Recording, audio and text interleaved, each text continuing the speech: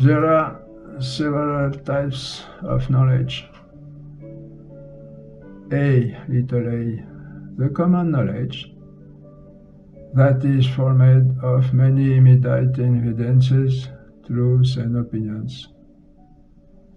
The immediate and most certain evidence is the one we have just said. Like, for example, this morning the fish is at €22 per kilogram, or my brother has fallen ill. These are certain truths only as they appear to us, without seeing if they are absolute truths, if the price of fish is a real just price, if my brother is actually sick. Opinion is something that you form yourself from insufficient knowledge. For example, I think this man has a bad background. I had some dealings with him that allow me to suspect this. I form an opinion about this man. The view is more or less the same thing. We see that opinion is a kind of hypothesis that we forge ourselves about an object of knowledge that we do not know well. We have certain data about it, which allows us to form a certain idea of it, but not enough to have a certain knowledge of it so that it be obvious. We have the right to form an opinion on a person or on any event, but only if we are well aware of what it represents as knowledge, that is, an imperfect knowledge, a draft of knowledge. The great danger in common knowledge, which unfortunately often happens, as we know, is that we take opinion for a certain truth. For example, we have a certain negative idea of a man and condemn him as if we had the certainty of his guilt. That is how many innocent people have been condemned. Opinion can be formed imperceptibly in us without our realizing it, but it can also be the result of a choice, a desire. When desire takes precedence over knowledge and wants to pass itself off as knowledge. This is something very common in everyday life, where we judge too quickly what is destructive of life in society and already in ourselves, because if what we think does not correspond to reality, it is error, of which we pointed out earlier the serious disadvantages. Opinion is permitted, provided that you are aware of the imperfection of your evidence and certainty, and it's better to wait until you have more data for having more certainty. And it can concern all fields, from simple everyday life to religion. It's why we hear that all religions are equal, because we have not taken the time to get informed to know what it is really about it. We have remained at the door of knowledge, and we judge with confidence what we are not sure about. It is a direct path to death, because it is a path to error. And we have seen that error represents for man.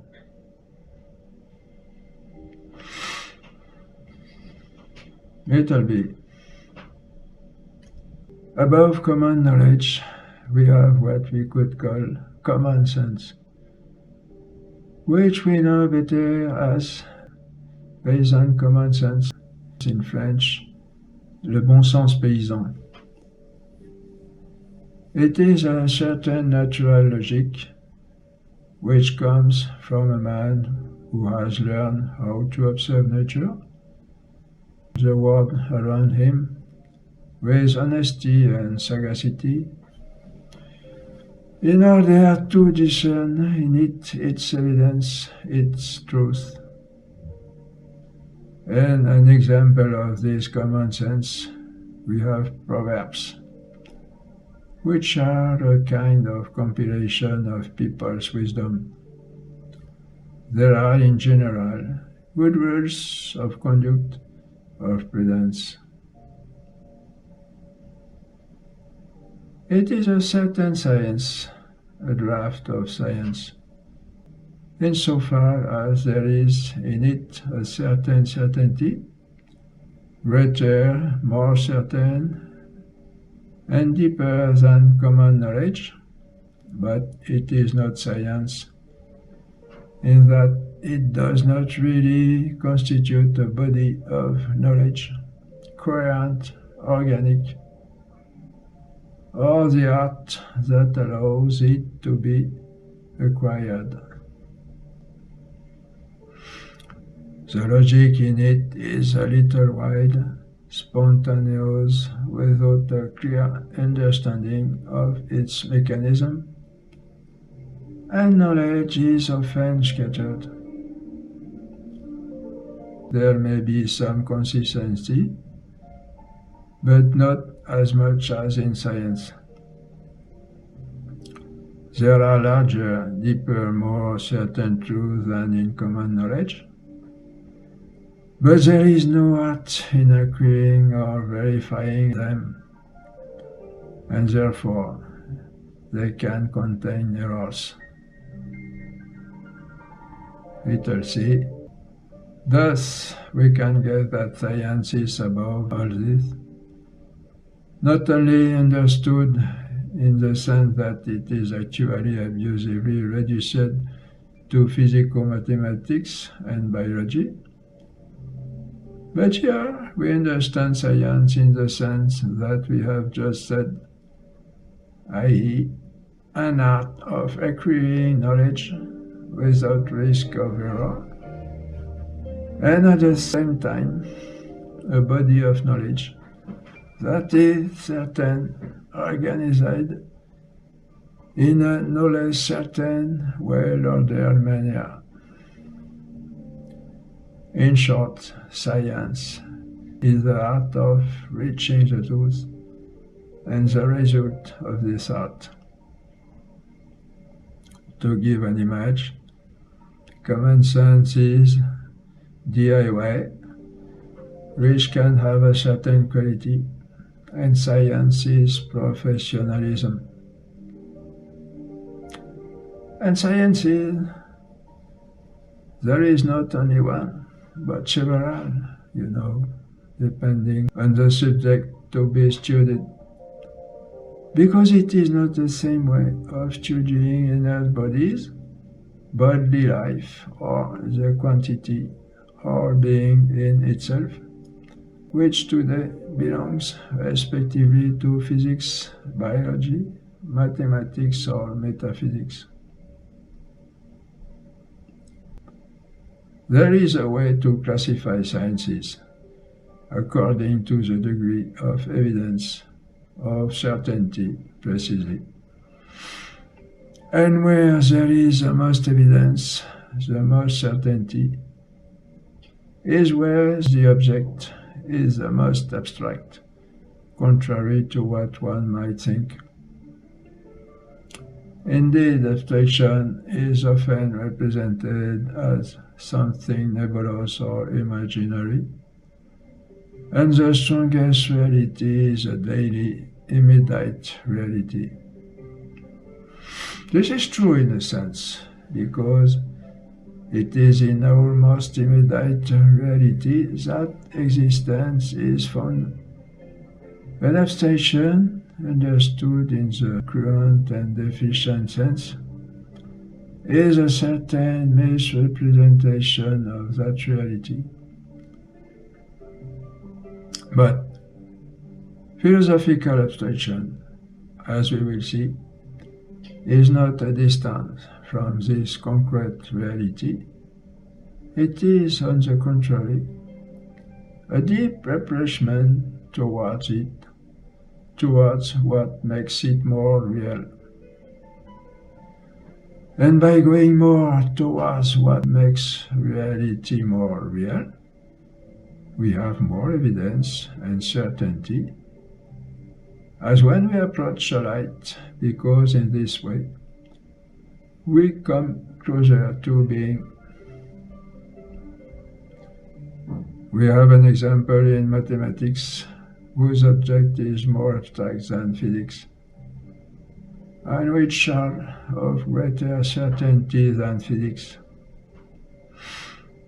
For example, it will always be certain in any word that 2 and 2 are 4, while it is not known if Newton's law of gravitation will be the same in any word. To take an image, it must be said that there are several stages, several degrees in reality, in each reality, which go from the peripheral to the heart of reality. And these stages, these degrees, are what we call degrees of abstraction, precisely, which correspond, as we have just said, to degrees of evidence and certainty.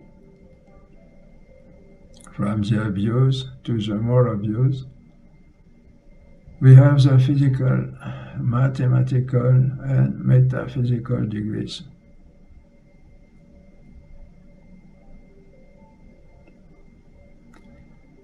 That there is less certainty in the physical sciences is also due to the fact that the physical sciences are experimental, while the mathematical and metaphysical sciences are rational. In experimental science, in fact, we proceed by hypothesis and establishment of theories. We experiment, observe, formulate a hypothesis, test the hypothesis, and establish a theory from there. If new data, challenge the first theory, we are forced to reformulate another hypothesis, verify it, and establish another theory. It puts us in a certain uncertainty, but it's normal. It's a natural approach of experimental science. In this field, natural truth has a permanent character of uncertainty, because we never know if new discoveries will not call into question what we had established.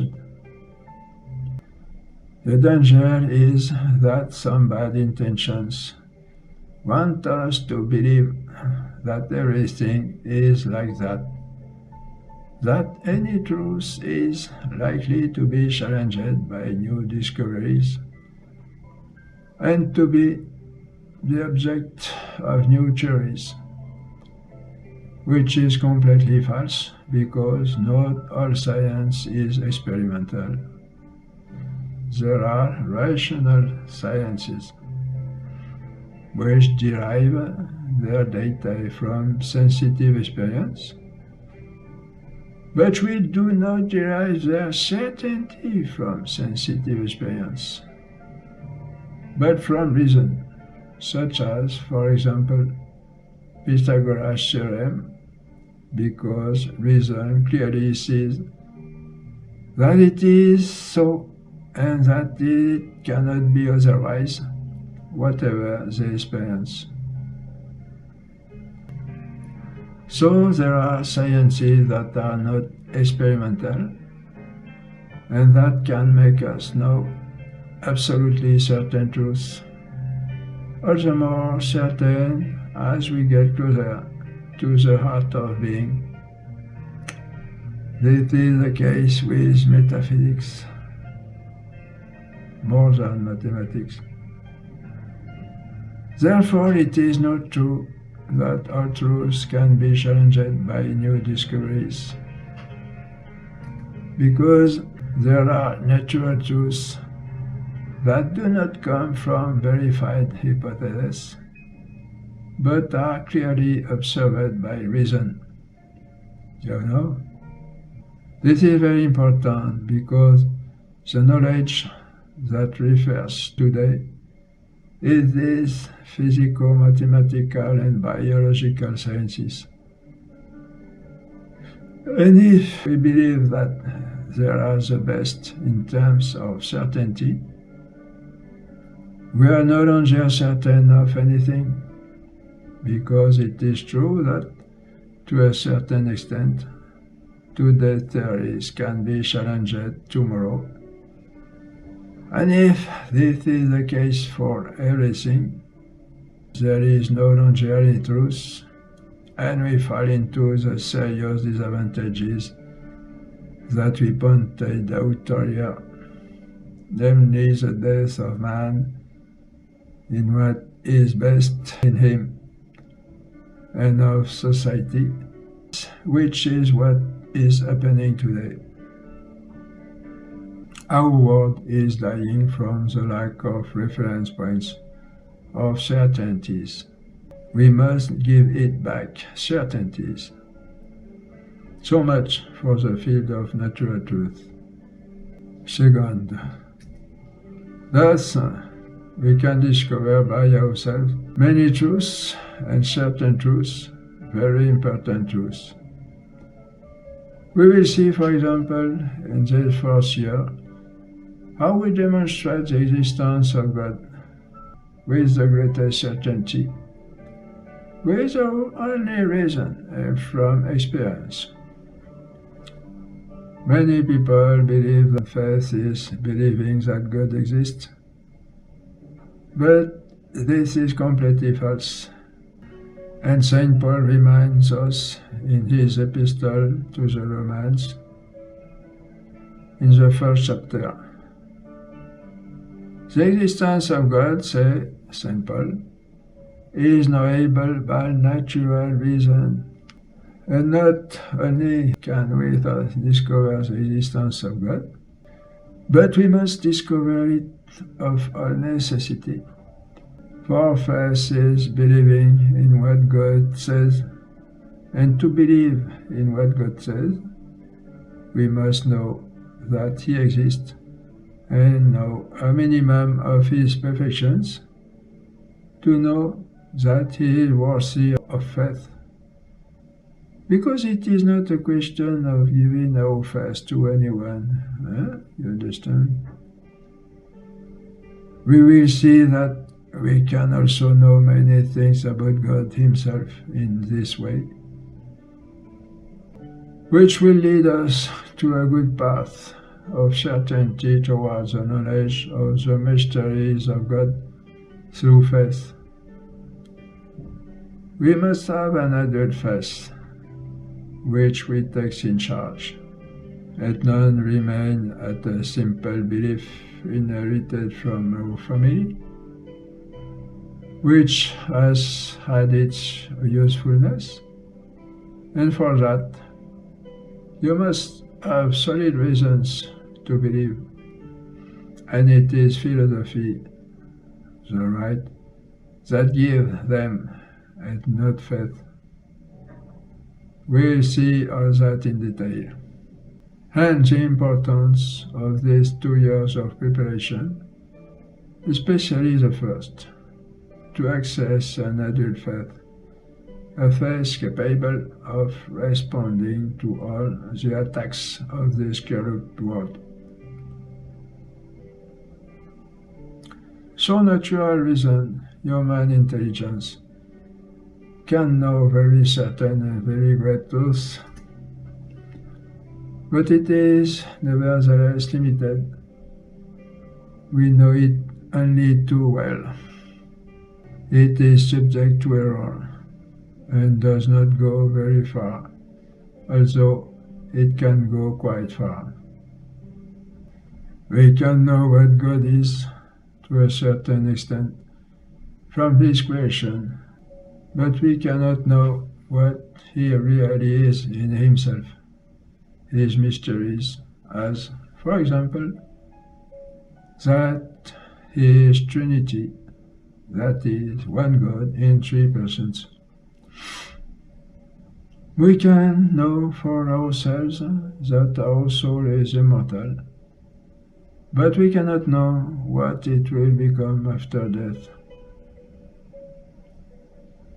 We can know many things by reason, even about God or about angels, but not what will happen after death, nor God's intention about us. We can only make assumptions about it.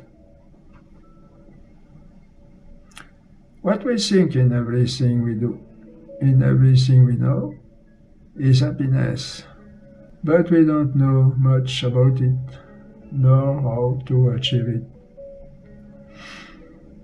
True philosophy teaches us that, in fact, we see the being in its absolute, the absolute good, which corresponds to God, in a sense, but we do not know much about it or how to reach it. It is a fact that God came to respond to this natural desire of man. God revealed Himself to us. God spoke to us. God made His word known to us. It is a fact, which is not destructible by reason, because this fact depends on the sovereign freedom of God. We would have suspected this a little bit, because when we discover only by reason how good God must be, and in what misery we are, we suspect that He was not going to leave us in this state. But absolutely speaking, by ourselves, we could not know anything about it. God has spoken to us. It is a fact. He has come to bring the answer to our question: where is the happiness for which we are made, and how to reach it? This is attested to us by the Catholic Church, and we can trust her, because the Catholic Church is God on earth. We will show it over these 3 years, but already now in brief. First of all, we must know that we absolutely need a guarantor of the Word of God. Even if God Himself were to speak to me personally, I would still need a guarantor who would certify that it is God who is speaking to me, because I cannot judge for myself. If, for example, I read for the first time, I am the God of Abraham, the God of Isaac, and the God of Jacob. If nothing else certifies to me that it is God who speaks, I cannot know it by myself. I cannot judge it only by what is said. This is also the case with a human person. Suppose as the President of the United States have wrote to me, to be sure that it is very him who have wrote to me, I have still to check up this, because, referring only to the content of the letter, I cannot know this.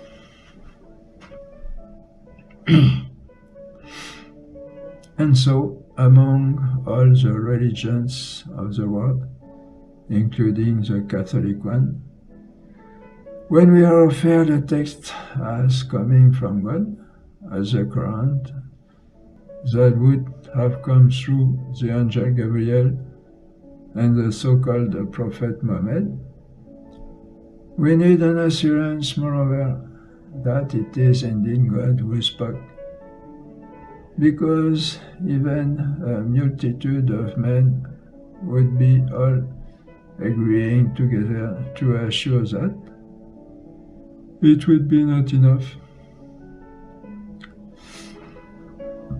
The Catholic Church certifies to us that the Bible is truly the Word of God and guarantees its authenticity. Where does the Catholic Church get its power from?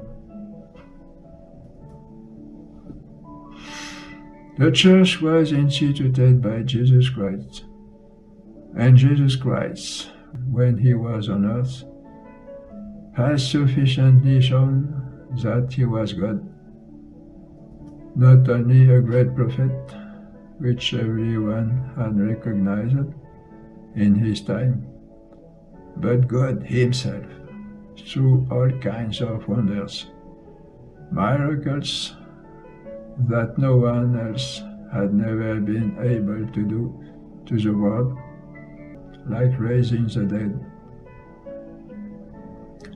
We will take more about it in due course.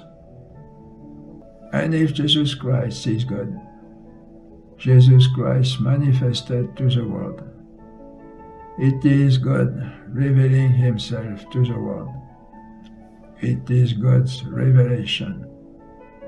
And indeed, in Jesus Christ, it is God revealing himself in fullness. Before Jesus Christ, God manifested himself in a progressive and fragmentary way in what is so-called the Old Testament,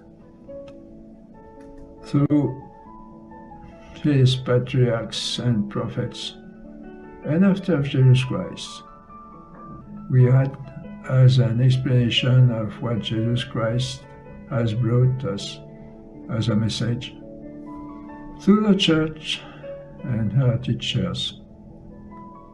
The Church was instituted by Jesus Christ as its extension, so that the Church is Jesus Christ continued on earth and therefore God himself. What it is meaning? First, this is what Jesus Christ said to his apostles before ascending to heaven after his passion and resurrection, after gathering them on a mountain. Matthew 28:20. All power has been given to me in heaven and on earth. Go therefore, teach all nations, baptizing them in the name of the Father and of the Son and of the Holy Spirit, teaching them to keep all I have commanded you. And behold, I am with you always, until the end of the world. And in another place Jesus said to Saint Peter, You are Peter, and on this stone I will build my church, and the gates of hell will not prevail over it. When Jesus says, I am with you always until the end of the world, he says it, of course, to all of us, but above all to Saint Peter and his apostles gathered around him. And if he says, to the end of the world, it means that these words are not only addressed to Saint Peter, to the apostles, but also to all their successors until the end of the world, that is, to each pope and to the bishops gathered around him. And when Jesus said to Peter, "You are the stone on which I will build my church," it means that the church is not the work of man, but of God. It is God who builds in Jesus Christ.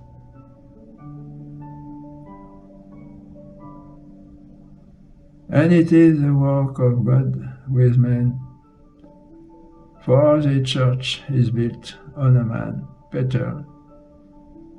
It rests entirely on the shoulders of a man, Peter, and by succession, according to the same will of Jesus Christ, on each pope, successor of Saint Peter, and the church, it is men, first the bishops, and then the faithful, who rest on the shoulders of Saint Peter. It is an inverse pyramid. You are the stone on which I will build my church, said Jesus.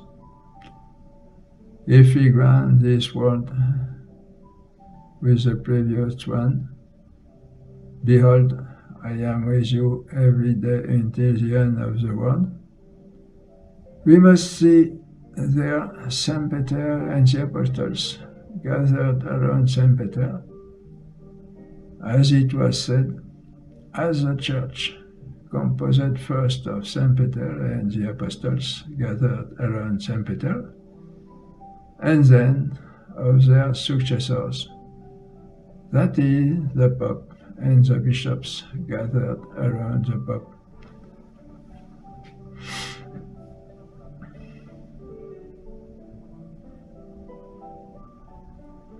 It must be said, therefore, that the Church, that is, the organ of God to make us know His word, above all, is truly there, where the Pope and the bishops gather to the Pope are, because it is Jesus Christ, God, extended by them on earth, according to His promise.